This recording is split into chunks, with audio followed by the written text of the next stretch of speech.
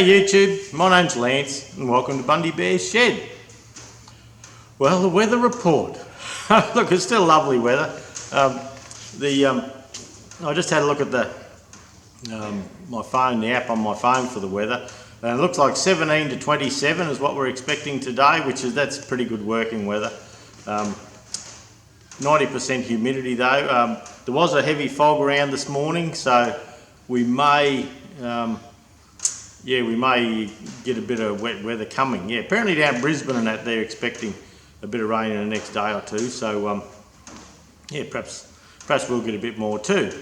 But through the week we had a couple of showery days this last week gone, and look, in dribs and drabs, but look, we ended up with 19 mil or 3/4 of an inch roughly of rain, and it was surely welcome. The big tanks up at the house, that was enough to get them overflowing. The little tank on the other shed, it wasn't quite overflowing, so it's actually higher than the others. So if these two start overflowing, when we have them joined together, we've got to isolate them, and then this other one will fill up. So tank water's good. Dams are very low still, and yeah, I haven't seen them this low in quite a lot of years, but we missed out on our wet season. Yeah, but anyway, I have had them fill up in May. You just got to get that one big storm event that drops a couple of inches of rain there, and with the runoff around the paddock they fill up. But look, we are still pumping. We have enough to pump for the orchard and do all that sort of thing. So Judy had a couple of mulberry bushes, and she's planted a few extra things now, rosemary and things like that in her garden up the back near the house. And over in my orchard over the back near Bundy Bear's shed here, she's put a couple of mulberry bushes that she struck from cuttings. So that looks like a good thing too. You might hear a little bit of crackling in the background. I've got a fire going. Some of the old pallets and things like that I've had around. I'm having a bit of a tidy up. Today's clean up day.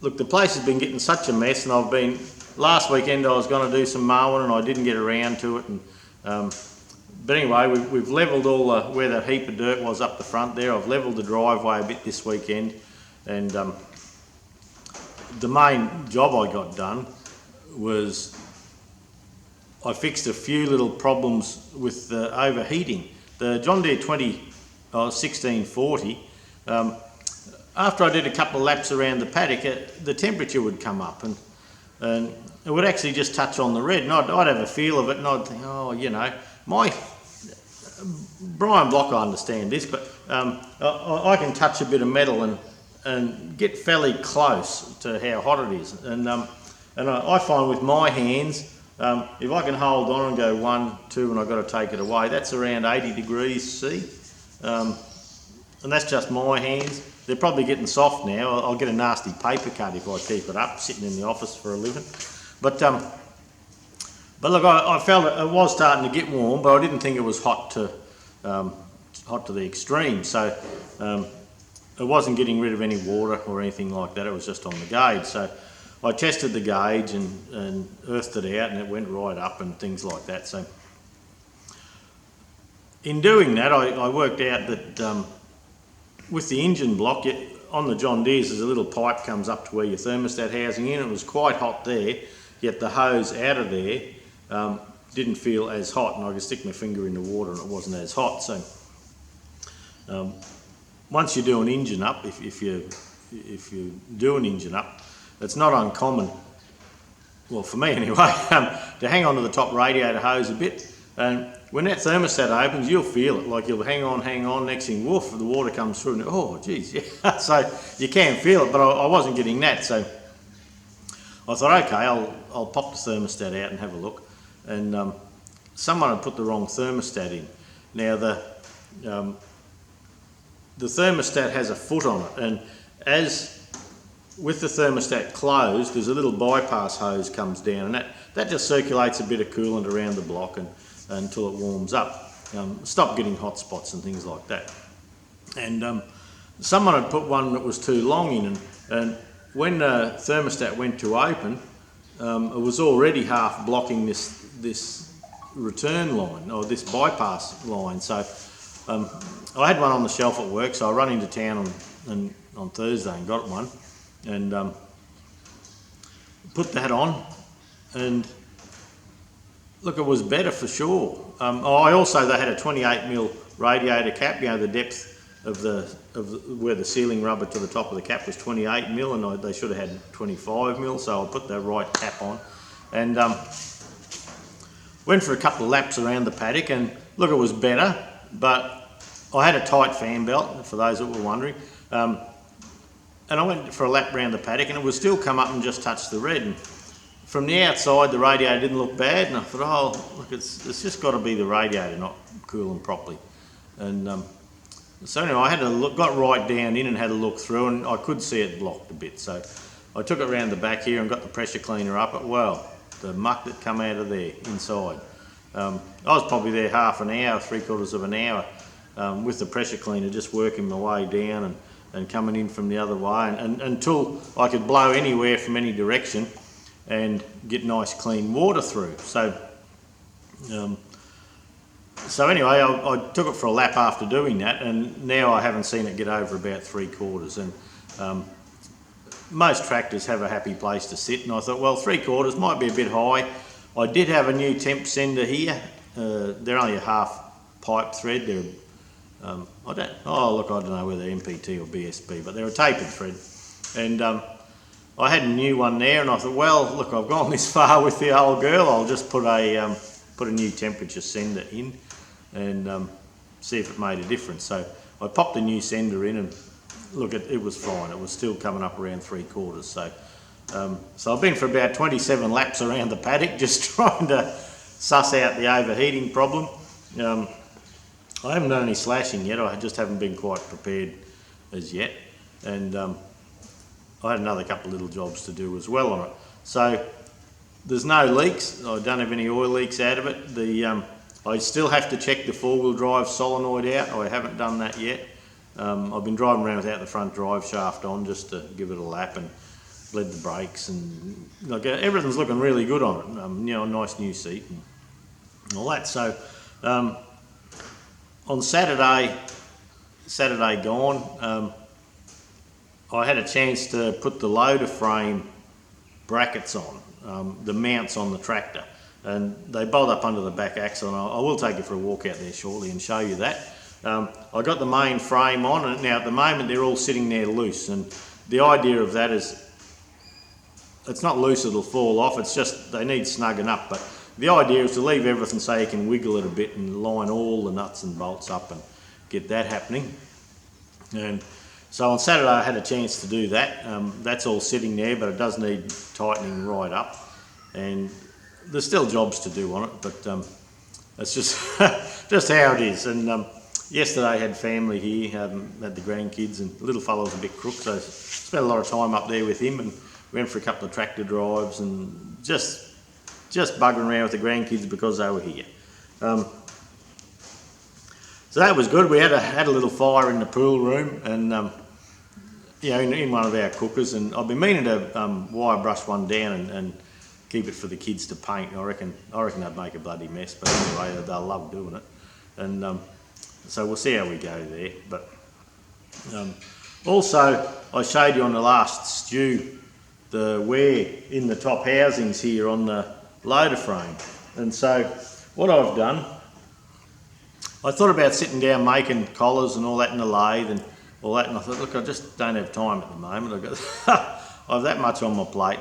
And at work we sell these shaft locking collars, and they're 1.25 inch, and they have a grub screw in them. So what I've done, I've ground all the surface down here, and I've got the old stick welder going and welded that. And that was good to use the stick welder again. It wasn't bad fun. And so what I've done, I've welded these fellas on, and then I've taken an 1.25 inch drawbar pin. Now, it was a bit long, and I had to find a way of making it stop turning, so I drilled a hole through it. So the idea now is that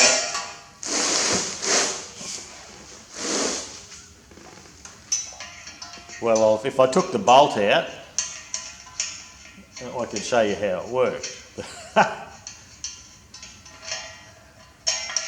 Okay, bolt's out. So the idea is just to pop the pin through there. I have a 3/8 bolt and nut. That'll end up being a nylock nut there. Hey, yeah, it's not a video if I don't drop something. And look at, I did think about cutting this end piece off here, but there's no real need to do that. There's room for it there, so I thought, well, what's it hurt? So we're going to drop these bolts down here. They're going to have nylon lock nuts on them. That can still move a little bit, which is good. I wanted that. In the past I've seen these be that tight, you know, you've got to nail them in just about, but you try and get them out in years to come and it's a real hassle. So I've got a 7/16 hole there with a 3/8 bolt in it, and that will move just a little bit, but look, it will be minimum. What's happened in the past is, yeah, they've had nothing to stop them turning. Oh, the thing the bit of Rio round that they had was just a shit idea. So we've got collars both sides, so that gives us a lot more wear area, surface area, and these bolt on to the frame. So I've got one of them sitting in place now. I'll take this one out shortly and we'll bolt it to the tractor, and later on we'll probably put the loader frame on. I've shifted the loader frame and I've sat it up on a big stand now, so there's a chance of us driving in there. Chance of it being the right height, a very bloody slim probably, but we do have a loader and a forklift, so we can adjust as we go and bring it in.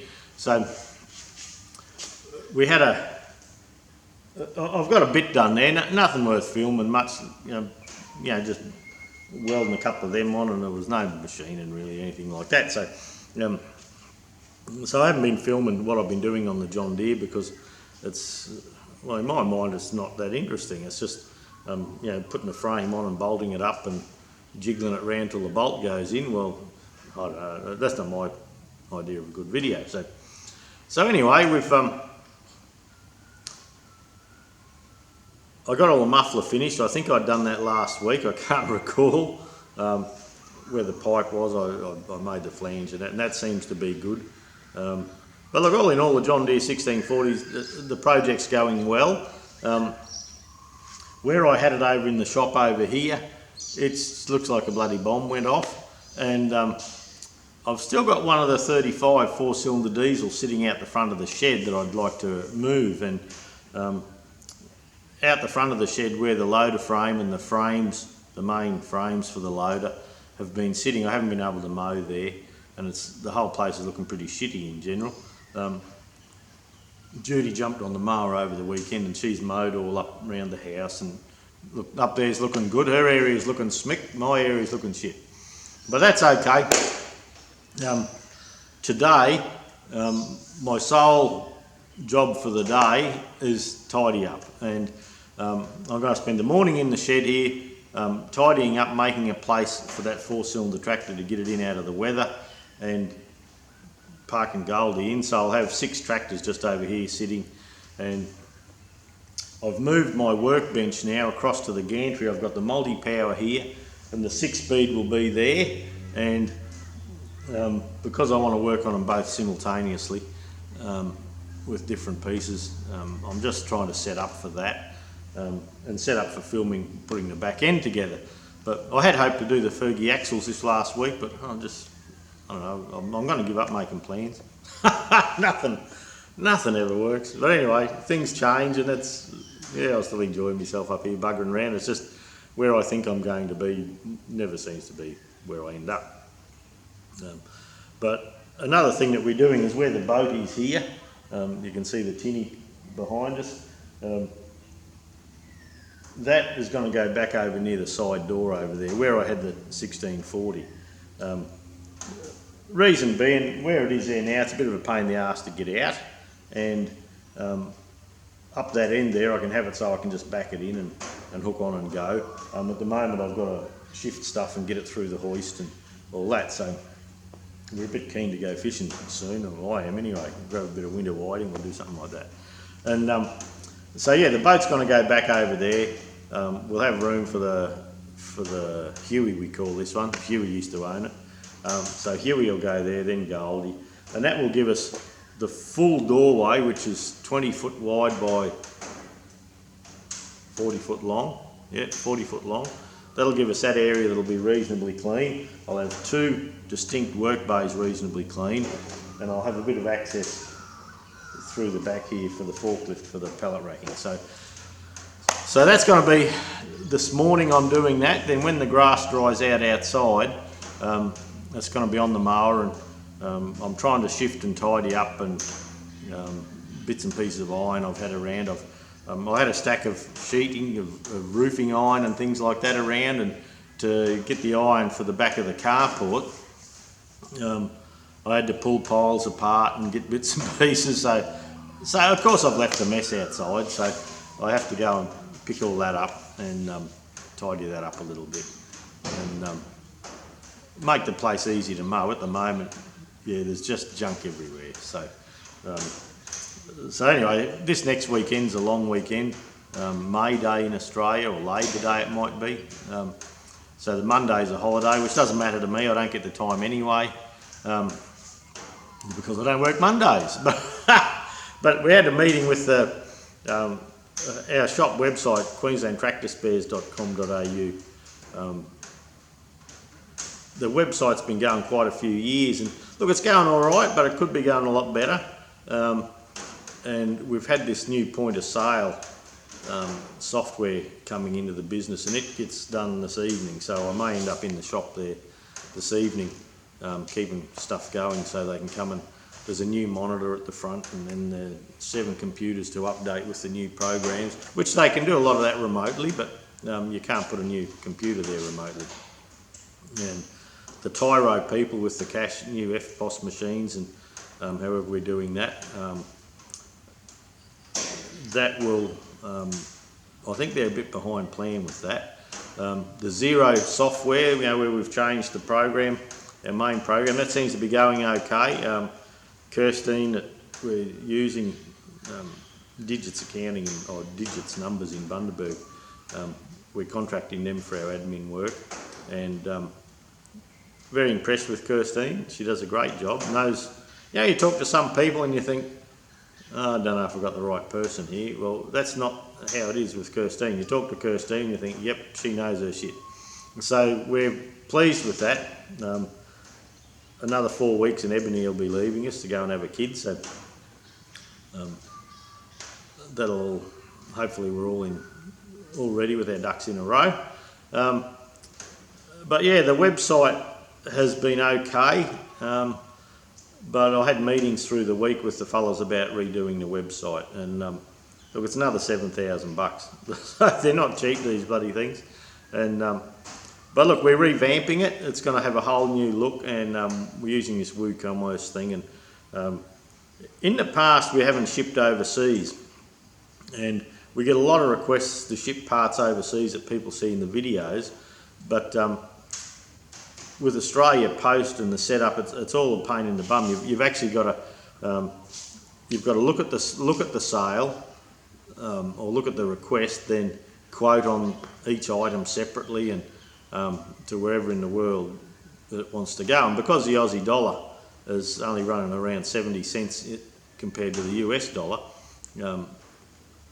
it's a bit of a fiddle around. But it is cheap for people to buy parts through Australia, and the British pound is something like 1.5 times more valuable than the Aussie dollar. So for people to buy from overseas into Australia and to purchase stuff off us, it is a reasonably attractive option. So with the Australian Post integrated setup that we have one now, but we had to get the algorithm drawn up. But there's an integration now that we can buy for Australia Post, where if we put the weight and the size of each item, there's a few thousand to do, but we'll have to do it. anywhere around the world can buy a part that they see on our videos and or on our website. So, and it'll when you tell it where you are, America, Ireland, England, wherever, that will automatically give you the freight. So hopefully that works. We're setting it up. We don't do the sums for the freight. Australia Post will be doing that, and that's where their integration is. And you put where you are and the item you'd like to buy, and they add up. If there's 2 or 3, they add the total up of the weight and the cubes, and they give you a price. And you can either think that's good and pay for it, or think, holy shit, fall off your chair, geez, that's expensive. So it's up to you. But anyway, that's a good thing. But look, a lot of work, so I'm going to be burning the midnight oil a bit. I'll probably get into work a bit earlier.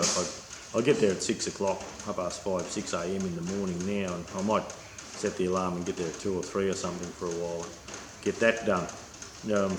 I find when I stay at work late, I come home and I eat junk food. I eat shit, you know, you think, oh, well, tea's cooking, have something. But if I come home early, say 3, and come straight up the shed, well, it's far better for losing weight. And I've put on about 3 or 4 kilos in the last, well, since Christmas, mainly because I kicked my heels up too much. But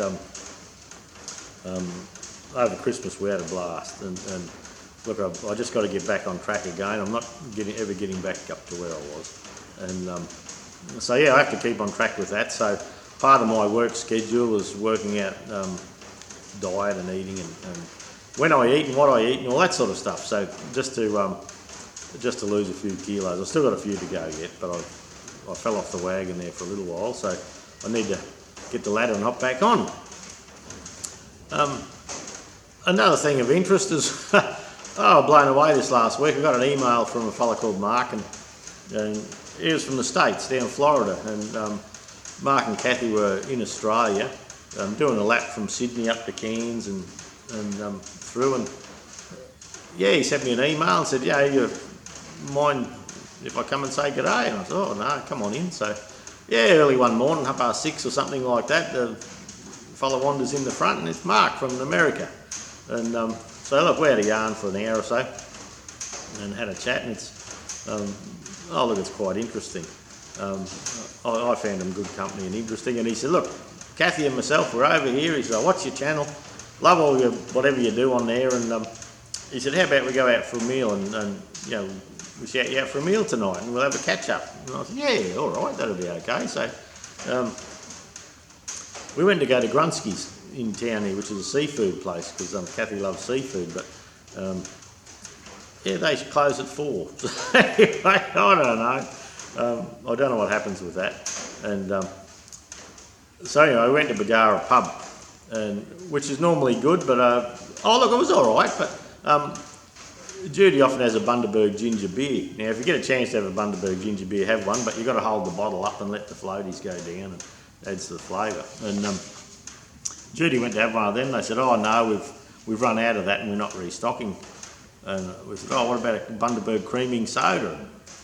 No, we're not restocking, we've run out of that too. So so I said to the lady, what's going on?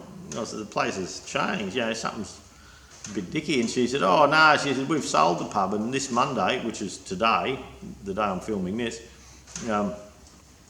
there's a dog coming in here, and she said, yeah, that's when the new owners take over, so we're just running stocks down. So we didn't have a lot to choose from. They had a bit of a shit menu, I thought. But anyway, look, it was great. And we sat there for a few hours with Mark and Kathy having a chat, and it's really interesting. Like I say, they were good company. Kathy hadn't seen a koala yet, but she had seen a cassowary, which is a big native bird. Sansa, stay here. Oh, Sansa. Bloody dogs, when you're on the phone or when I'm talking to a camera, they have a look and they think, he's not paying attention, I'll piss off. And, hey, sit down. And, but yeah, look, interesting things, like they were saying that the food, the meals over in Australia here are very dear compared with what they have over there. And even the fuel, like this morning on the news, the fuel, they have like a fuel watch here, and the fuel in Australia at the moment for petrol or diesel, look, it's all around $1.42 to $1.47 per litre. So there's 4 1/4 litres to a gallon. So a few fellas in the States whinging about your fuel, add that up. So yeah, they found the fuel expensive and the eating out expensive, where apparently in the States you can eat out for a lot cheaper. And look, a pub meal here is $30. Yeah, nice steak and veggies. It's high 20s to $30. Well, say 25 to 35, and that would cover everything, that $10 range, and that'd cover the cheaper pubs and the dearer pubs. So, but that can be steak and chips or anything like that. So, and apparently that's expensive to what's in America.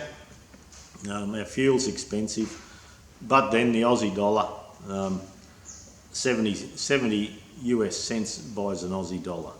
So, but look, it was interesting to have a chat, and yeah, Mark's made a plane, and some of the stuff he'd helped build that Tuam Suk dam. Anyway, that's probably wrong, but I had a look at it, dam on top of a hill. It broke one time, but now it's all good again. And yeah, look, that was great. So I hope Kathy saw a kangaroo, Mark. On their last day here, they had to hot foot down to Sydney, and we went. I told them a little back road where there was often kangaroos. So whether they got there, I haven't spoken to them since to know. And then we sent them down through Mapleton, Mullaney, and all that. So look, it's a lovely drive through there. So I think they enjoyed that. So look, thanks for dropping in, Mark and Kathy. It was great to talk to you. Yeah, great to have an evening together and have a chat. Anyone else coming over, give us a yell. We'll yeah, look, if it works out, we'll go and have a yarn. I was talking to Alan Gary from Quality Tractor Parts in Ireland. We sell quality tractor parts in Australia, and I was telling him how I was doing up on 135 for a tractor trekking tractor, and he said, look, I've got something I wouldn't mind you trying, if you know, and do a video on it if you would. And I said, oh, okay, we'll have a go. So for those of you who work on Ferguson tractors, you'll know the early ones, they have like an aluminium, they have like an aluminium two-piece housing. And if you look at our 135 series, I'm doing the 135 6-speed, doing the engine there, you'll see I actually did fitting a rear engine seal.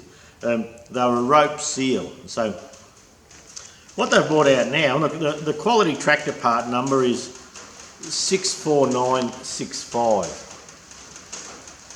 And Alan said, look, I'll send you one of them and tell us what you reckon. Chuck it on a tractor and see. Well, it's certainly a different idea. And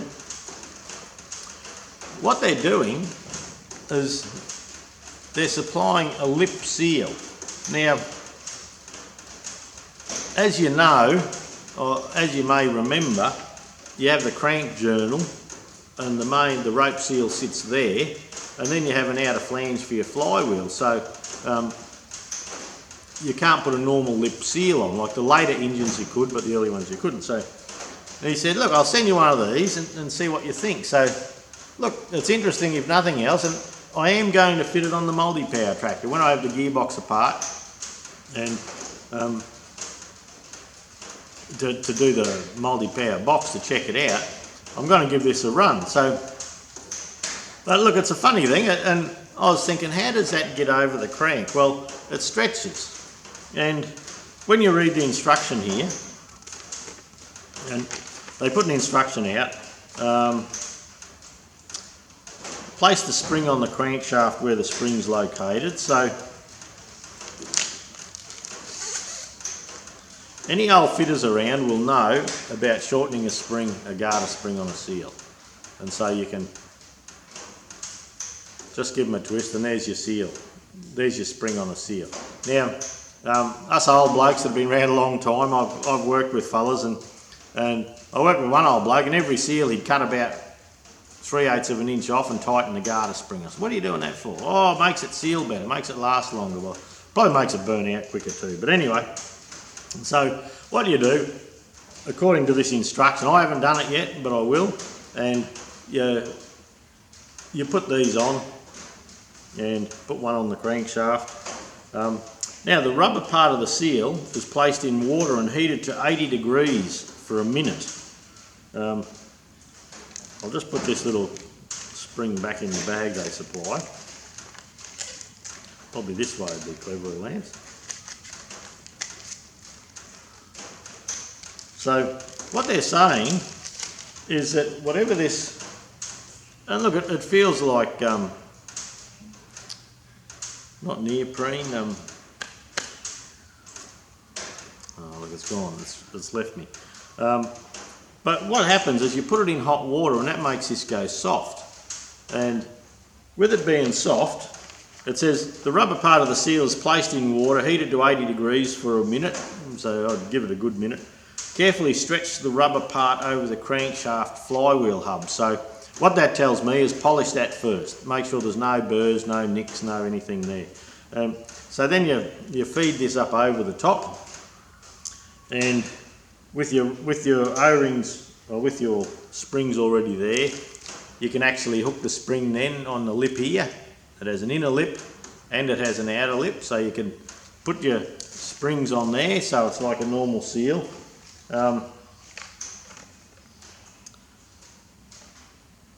It says assemble springs by screwing one end into the opposite end, that's fine. Put grease between the two breathing lips in the rubber part. So look, they're saying put grease in here, in the lip. But look, I'd be doing that before I tried to slide it over, even if... Anyway, we'll just see. I'll have a fiddle with that.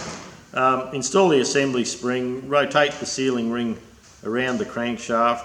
The breathing lips are properly seated, so they're just saying make sure that your lips are to seal properly. And finally, carefully mount and tighten the aluminium housing. So you get this over there, and then this aluminium housing isn't the same aluminium housing that you have on a rope seal. See, there's a big taper in here and there's a taper there, and there's little shoulders up here. And once you bring this in two pieces like you would normally, those little shoulders, they sit in the rubber here, so you can't over tighten. So once you've tightened it, that little shoulder there is as far as you can go. And they've fitted them to some industrial tractors and they've had great success, I believe. I believe a couple of people have fitted them and they haven't gone that well, but that's why they've brought out that instruction as a, I don't know, just to help in fitting it. But look, that's something different. I've never seen that before, and I saw that on a Fergie forum and someone was asking about it, and I had no experience, so I couldn't comment. And but look, I'm going to fit it on the multi-power tractor, so see how we go with that. I will film it as a separate video, and Alan can use it if he wants it for, I don't know, whatever he wants to do with it. And but look, it's interesting. It's something I haven't seen before, and I think it'll be a good thing. So look, that's going to be the end of the stew for this week. I'll take you for a quick walk around, just show you what the tractor looks like, and, with the loader frame mount on, and that'll be it. We might catch you next week, eh? See ya.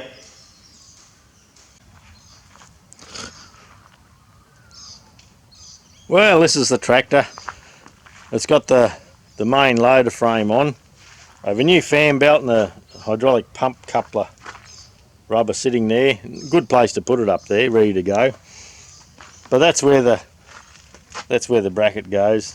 The sunlight's a bit low in the sky this morning. There's the front of the loader frame, and that other tower that was just sitting next to me, it bolts onto here. So we have cutouts there for the wheels, and that bolts up to the back axle there. So all in all, the old girl's going really well. We're getting it there. The back tyres need a bit of air by the looks, and you can see all the junk, that I've been letting go out here because I've just been working on tractors all the time. So I've got the little bit over to the shed where the ute is mowed, but down through here I've got the loader frame set up on a stand, so we can probably drive in there. I am getting a bit of hose at work today, and we're going to replumb a lot of this. Now, some of these bent up pipes and things like that, and like there's some chafing of hoses here, so they're going to be replaced. They're just old, they need replacing. And this one you can see the cracks here, so we're going to replumb it. It does have reusable ends, which are a farmer's friend, that's for sure. So we're going to go with that, and probably just replumb the whole thing. Whether we use these steel lines or not, I don't know. I may do away with them if I can't get them nice and straight and looking good. The main fittings here, there's a bit of pitting and that there, so I might be a bit keen to get rid of them. Now the main holes where the pins go, they're good. I'm going to clean them out and grease them up properly yet. Make sure it's all good. But yeah, look, the loader's okay. But yeah, back around the paddock, it's just a shambles. I've got a little fire going, just burning a few pallets and things like that that are just bits of rubbish around in the cleanup. And this little Fergie here, old Huey, we're going to get Huey inside, and that'll let me mow up in around there too. So yeah, that's it. Catch you next week.